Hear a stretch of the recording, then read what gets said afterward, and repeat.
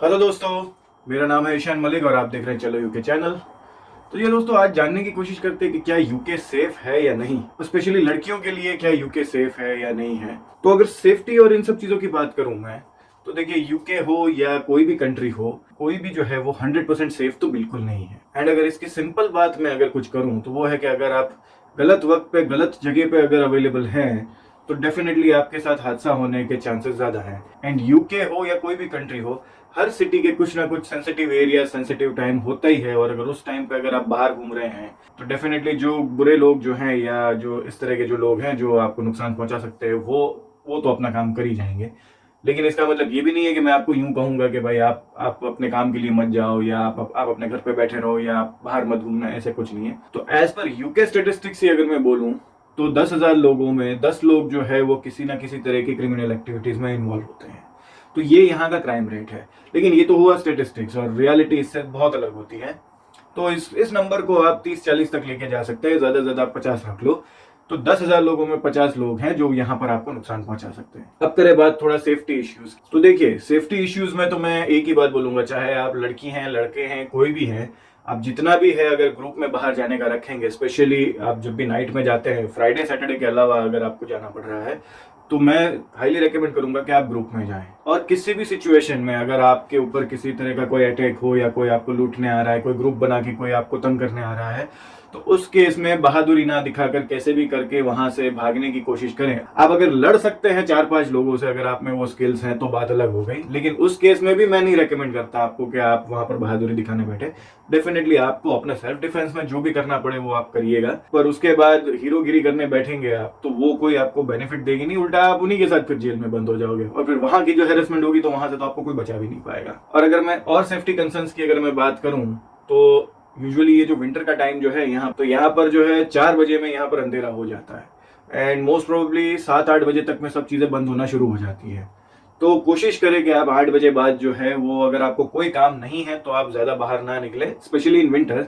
Summer में तो आप 10-11 बजे तक भी घूमेंगे तो कोई इश्यू नहीं है, क्योंकि समर्स में आई थिंक 10-10:30 तक तो यहाँ पर उजाला ही रहेगा। अब बात कर लेते हैं कुछ लड़कियों के लिए कि भाई आपको क्या क्या प्रॉब्लम फेस करने पड़ सकते हैं। तो इसमें मैं सबसे पहला कहूंगा कि भाई यूके में मैंने अभी तक किसी भी तरह की कोई भी लड़कियों के साथ छेड़छाड़ होता है या ये सब चीज़ें देखी नहीं है। डेफिनेटली होती होगी, मैं इसमें बिल्कुल भी डिनाई नहीं करता, लेकिन मैंने यहाँ पर आने के बाद अभी तक तो किसी किसी लड़के को या और इंडियन में भी किसी को भी बहुत ही छेड़छाड़ करते हुए या उसके पीछे पड़ते हुए ना, ऐसे सब चीज़ें मैंने नहीं देखी।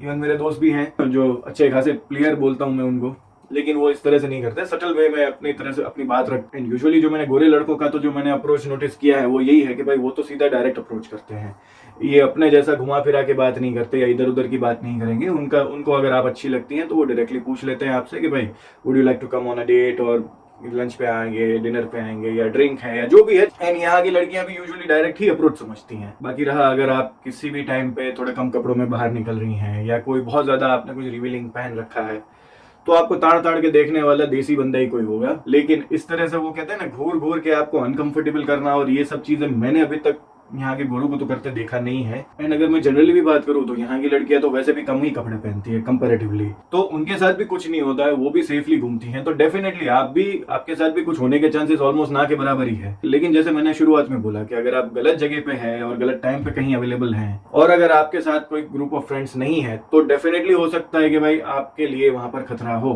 एंड मैंने यहाँ पर जितनी भी मेरी फ्रेंड्स है, फीमेल में है मेल में है, सबसे मैंने यही बात पूछी तो उन्होंने बोला कि भाई देखो, वैसे तो कोई दिक्कत नहीं आती है भाई, अगर हम रात में कहीं किसी सेंसिटिव एरिया से निकले हैं तो डेफिनेटली हमारे साथ कुछ मिसबिहेव या वो सब चीजें हुई हैं, लेकिन ओवरऑल ऐसा कुछ होता नहीं है। और अगर थोड़ा क्राइम और इन सब चीजों की बात करूं तो मैंने तो यहाँ पर बिल्कुल ही फेस नहीं किया है, लेकिन मेरा एक दोस्त है यहाँ पर, उस पर कई बार अटैक हो चुके हैं यहाँ पर, क्योंकि भाई हमारा थोड़ा है भी थोड़ा पार्टी एनिमल टाइप तो रातों का उसका घूमना, और अगर फिर आपके पास ना कार है ना बाइक है और आप सिर्फ चल के आ रहे हैं और किसी सेंसिटिव एरिया से आ रहे हैं, तो फिर चोर उचक्के जो हैं वो अपना काम करने उसी टाइम पे निकले हैं और आप उनको अवेलेबल मिल गए हैं।